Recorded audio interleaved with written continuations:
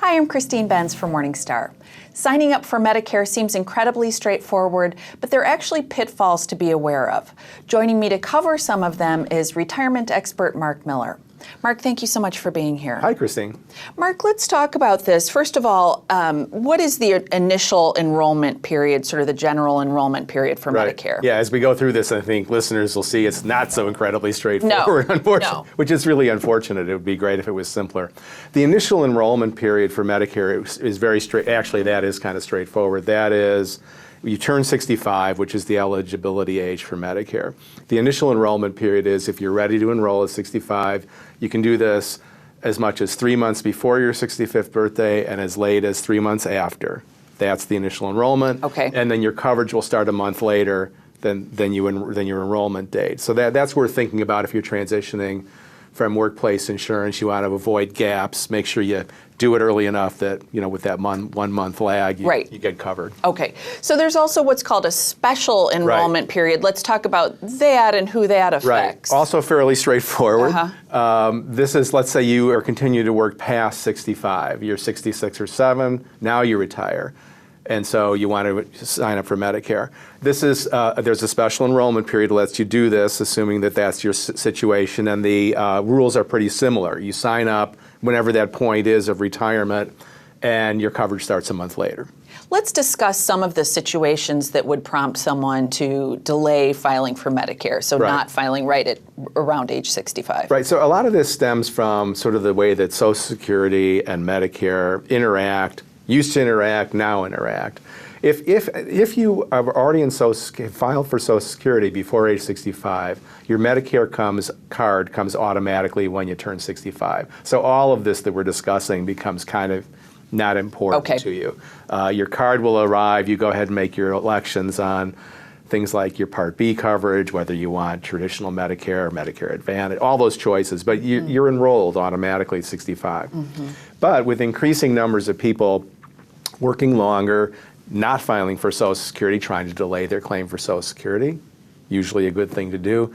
That's where you need to be proactive in making a Medicare decision to avoid problems. And that's where a lot of this stems from. So people working longer, still on employer coverage and the like. Okay, and spousal coverage, how would that fit? Right, so the thing we're saying here is that the default thought people ought to have is when you're 65, get on Medicare, except if you're still working and you're covered by insurance at work, or you have a spouse who's covered by your policy. In those situations, you don't have to enroll in Medicare. Again, there's an exception, though. This applies to situations where your employer has 20 or more workers. If it's a small business with 20 or fewer, you should enroll in Medicare anyway, because Medicare becomes your primary coverage at that point, and your employer's coverage becomes secondary. Okay. How about if I'm covered by my spouse's health care plan? So I'm Medicare eligible, but I've been covered by the spouse's plan. What's so there you could also choose not to enroll in Medicare at that point. Okay. So let's talk about where these complications can come into play. I want to talk about penalties and also, importantly, coverage gaps. So let's start with the penalties, how you can trigger a penalty if you goof this up. So if you are late, your penalty, we're talking primarily here about the Part B premium.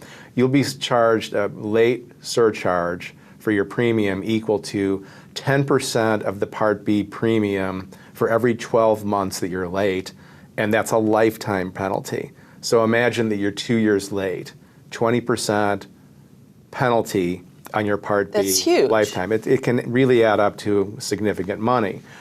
And, where people get into trouble here is when they think they have coverage that exempts them that in fact does not. So a great example would be COBRA coverage. So we just talked about if you still have employer coverage, you can stay off Medicare. And avoid this penalty. Very easy to think, oh, I'm on COBRA for whatever reason. That's my employer's plan. I don't need to sign up for Medicare. Wrong. Okay. Because the rule is you have to be actively employed in order to stay off Medicare. And COBRA is not active employment coverage. It's for a former employee. this is one where people screw up quite frequently and find out that they should have done something and they didn't. A second is people who are covered on the Affordable Care Act exchanges. So let's say you have an exchange policy and you turn 65 and you think, oh, I have insurance. I don't have to switch to Medicare. Again, wrong. At 65, you need to move. Okay. Sometimes people think, oh, I have this retiree coverage from my employer. That exempts me from Medicare. Also not correct. Medicare is always primary. So this is why I say lean towards being on Medicare unless you are super sure you have a rock-solid exemption to stay off of it, which is just the active employment exemption. Okay. So let's talk about how the coverage gaps Yes. can come into play, because this seems super important. Yes. Once you're at age 65, people Right. do start incurring more Right. health care claims. What are the coverage gaps? Well, the coverage gap, this comes up if you're late. Let's say Okay. you're 66 or 7 and you realize you should have been on Medicare and you're now starting to the process of getting moved over. In addition to those penalties we just discussed, to do this you have to wait for what's called the general enrollment period. And this is this is a form of special enrollment period that only runs from January 1st to the end of March every year. That's when you have to enroll in that window. So let's say you realized, I don't know, March of a given year, I need to be on Medicare. You can't sign up until the following January, and then your coverage won't start till July. So you've got this, potentially year-plus period where you have no insurance. You've probably been kicked off of your other insurance because that insurer says, wait a minute, you're supposed to be on Medicare. And so this is a big, I think in some respects it's even a bigger risk than Certainly. the late penalty. Let's say a serious health issue comes up during that gap period. You're going bare in terms of your insurance coverage. So this is as important as the late penalties, I would say. Absolutely. Let's talk about HSA Yeah. contributions, how they come into play here too, this as is if another- this weren't complicated enough. I know, this is another great one. So, increasing popularity of high deductible insurance plans in the workplace Right. that come coupled with a health savings account. Medicare is not classified as a high deductible insurance plan. Therefore, you cannot continue to contribute to an HSA once you go on Medicare. But in addition to that, contributions need to stop 6 months before you go on Medicare. And the reason for that is that when you enroll in Part A Medicare, hospitalization, that enrollment is retroactive for 6 months. Okay.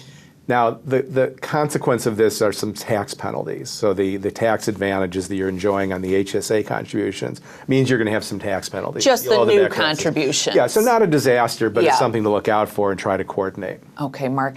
Really helpful information you have done. You've got a blog, and you also have an in-depth booklet where you look at this specific Right. issue, how to avoid some of these penalties Yes. on your website. Yeah, so because of this complexity of this, I've started developing a series of these short kind of retirement guides on specific topics, and it's tied to the newsletter I do at retirementrevised.com. So you're able to download a short PDF to read about this, and then it's always tied with a podcast interview with an expert. So it's like, listen to the podcast, read the guide, you should be good to go. Fantastic. Mark, thank you so much for being here. Thanks, Christine. Thanks for watching. I'm Christine Benz for Morningstar.com.